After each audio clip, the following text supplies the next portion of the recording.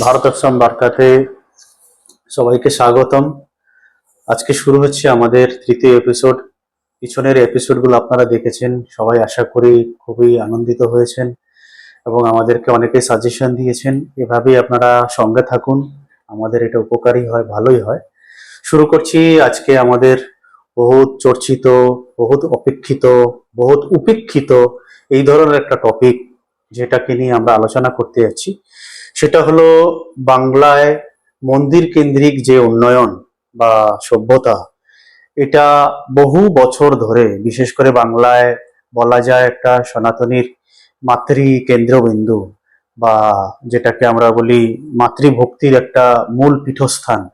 সেই জায়গাকে কেন্দ্র করে ভারতবর্ষের যে তীর্থক্ষেত্রগুলো রয়েছে, যেমন তিরুমালা, তিরুপতি, পুরী, সব পুরী জগন্নাথ দেবের পুরী, বা 12 জ্যোতির্লিঙ্গম, বা আরো আপনার চারধাম চার ধাম যাত্রা, বিষ্ণু চার ধাম বা উত্তরাখণ্ডের চার ধাম, সব জায়গাগুলোতেই দেখা যায় কি বছরের 365 দিনেই আমরা একটা ভিড় বা সেই ধর্মীয় স্থানকে কেন্দ্র করে একটা উন্নয়ন, মানুষের ভিড়, আনন্দ বা একটা ট্যুরিজম সেক্টর গড়ে উঠেছে।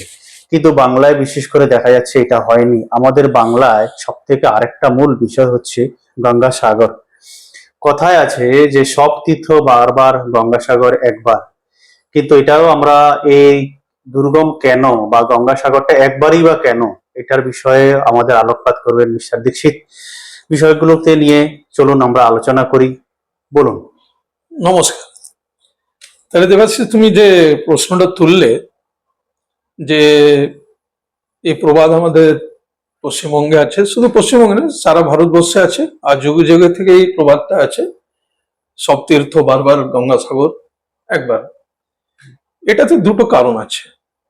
একটা কারণ হচ্ছে যে যেখানে আমাদের মা গঙ্গা এসে সাগরে মিলিত হয়েছিলেন, তো সেটা মকর সংক্রান্তির দিনে লোকেরা মনে করে ওখানে গিয়ে সাগরে স্নান করলে গঙ্গা আর সাগর দুটি একসাথে হয়ে যাচ্ছে, আধ্যাত্মিক একটা পুণ্য অর্জন করতে পারবে। তো সেই কারণে লোকেরা ভাবে যে ঠিক আছে, জীবনে একবার অন্তত গঙ্গাসাগরটা করে নেওয়া যায়। খুব সুন্দর।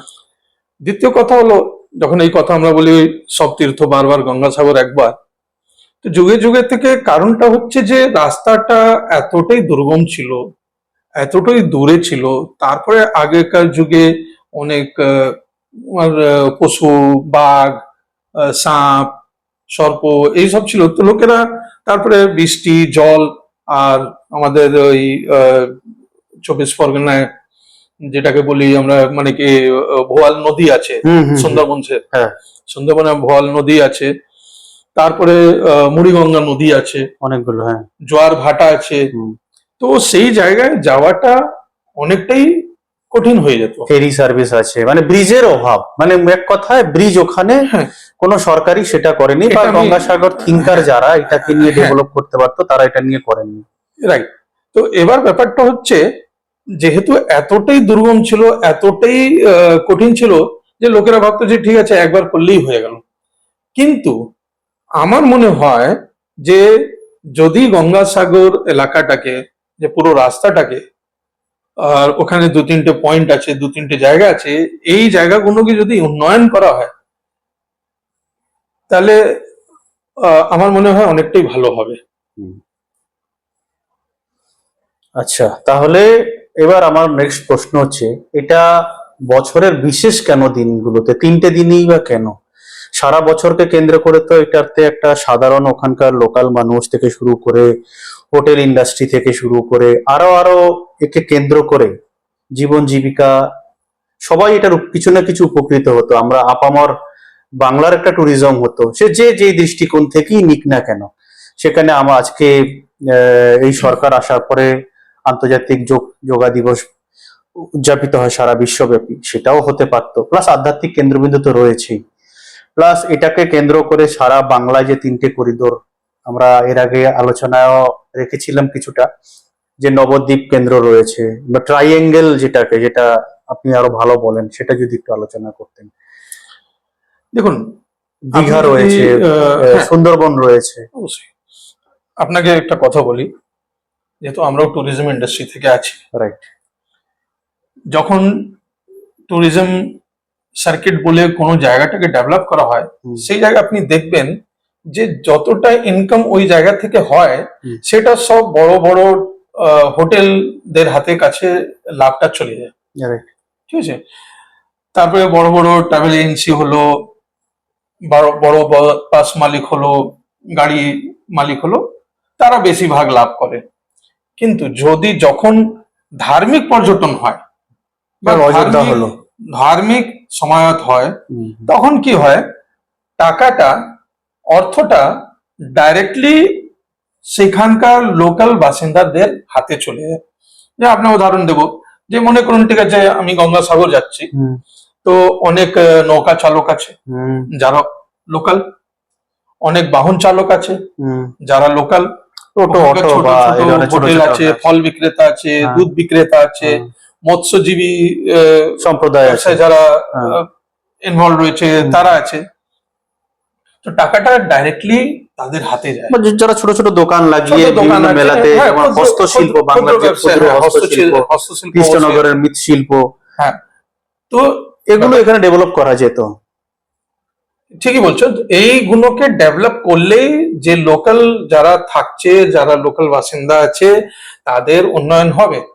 এবার ব্যাপারটা হচ্ছে যে যদি ট্রায়াঙ্গেলের ব্যাপারটা কথা বলি, হ্যাঁ, ট্রায়াঙ্গেলের ব্যাপারটা, তো যেরকম মানে গঙ্গাসাগর, মায়াপুর, সুন্দরবন, তারপরে দীঘা, তার সাথে আমাদের তারকেশ্বর ধাম, ঠিক আছে, যেটা হুগলি জেলার কেন্দ্রবিন্দু, প্রাণবিন্দু বলবো, তো এই সেক্টরটাকে ডেভেলপ করা যায়। আমাদের উত্তরবঙ্গেও অনেক জায়গা আছে যেটাকে ডেভেলপ করা যেতে পারে। এটা একটা হোলিস্টিক ডেভেলপমেন্ট, রাইট। মানে ধার্মিক অনুষ্ঠানও হচ্ছে, ধার্মিক পর্যটনও হচ্ছে, তার সাথে সাথে অর্থটা লোকেদের কাছে সোজাসুজি ওদের হাতে পৌঁছে যায়। ঠিক। তার উপকারটা সমাজের সমস্ত স্তরের মানুষরাই সেটা পেতেন।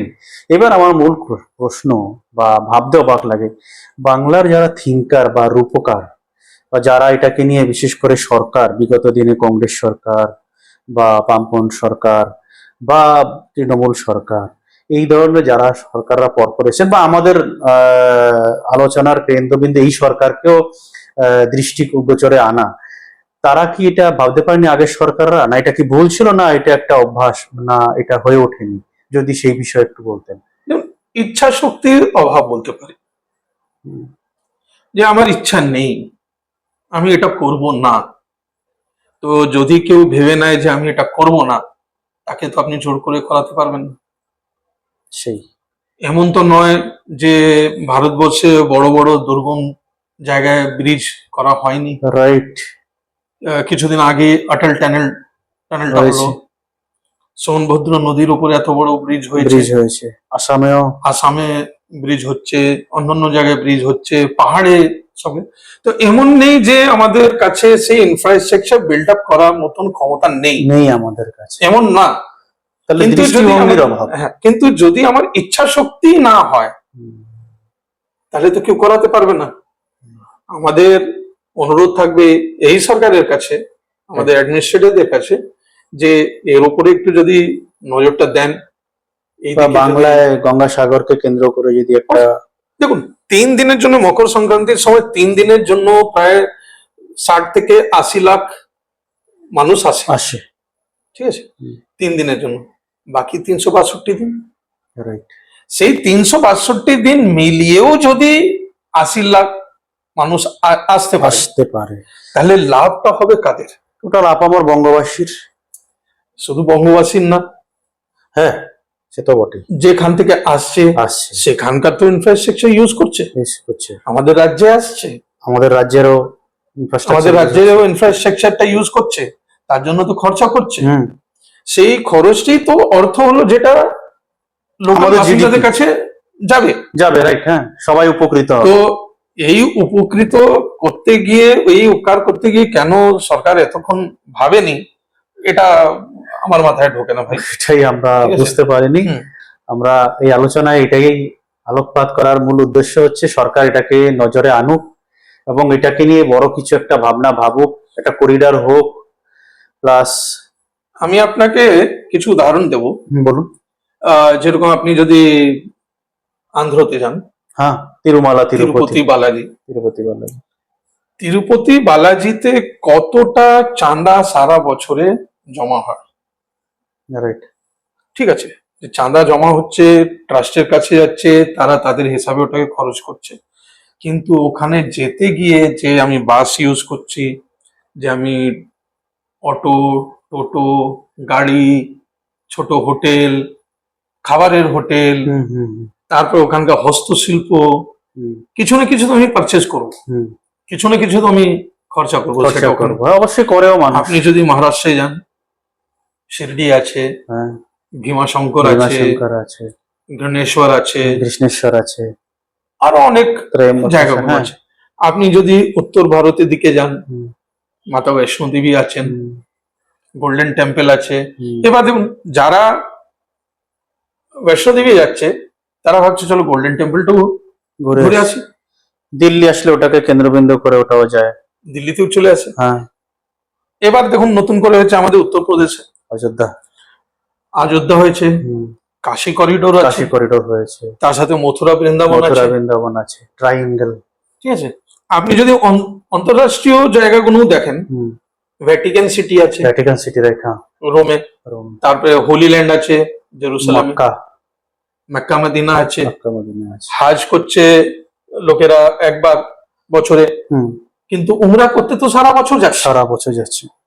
তো আমাদের এখানে গঙ্গাসাগর শুধু এই 3 দিনের জন্য মেলা বসানো হলো, হ্যাঁ, 3 দিনের জন্য। 60 থেকে 70 লাখ 80 লাখ তাও মানুষ হলো। যথোপযুক্ত কোন সিস্টেম বা তাও কোনো সিস্টেম সিস্টেম এরা করতে পারে না। ইনফ্রাস্ট্রাকচার বিল্ড আপই করা না, হয়নি।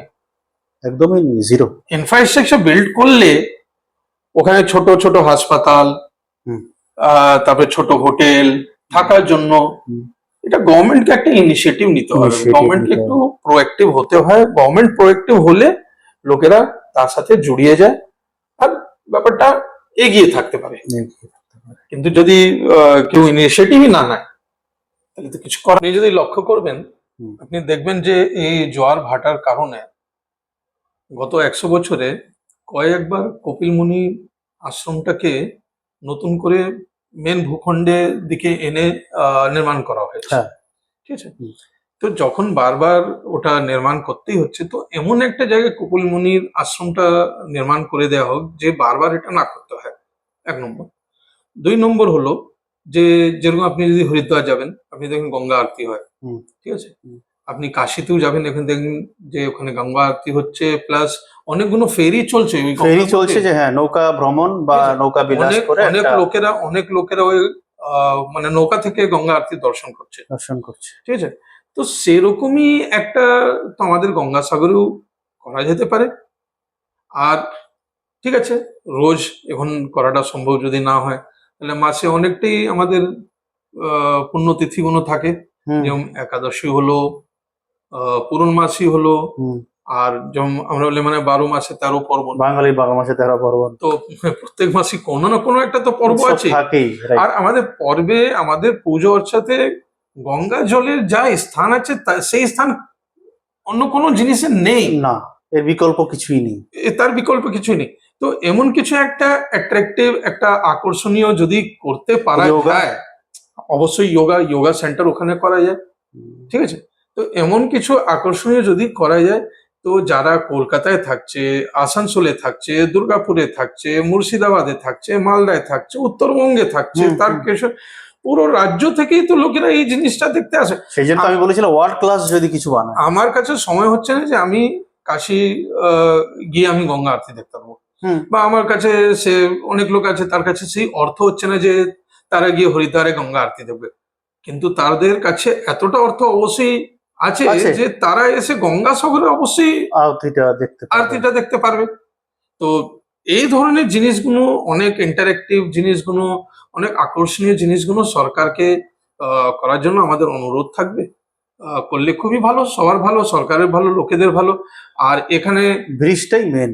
ব্রিজটা যদি হয়ে যায় ডাইরেক্ট, মানে যাতায়াতের রাস্তাটা যদি দেখুন, সুগম হয়। দেখুন এবার ব্যাপারটা হয়ে যাবে একটু রাজনীতিক ব্যাপারটা হয়ে যাবে। কিরকম? আপনার যদি মনে হয় আমাদের 310 না 360 মিটারের জন্য Right. 10 মাসেরও বেশি চিংড়ি ঘাটাতে হ্যাঁ, মেট্রোটা চিংড়িঘাটাতে মেট্রোটা প্রায় আটকে রয়েছিল আটকে বহুদিন। রাখা হয়েছে।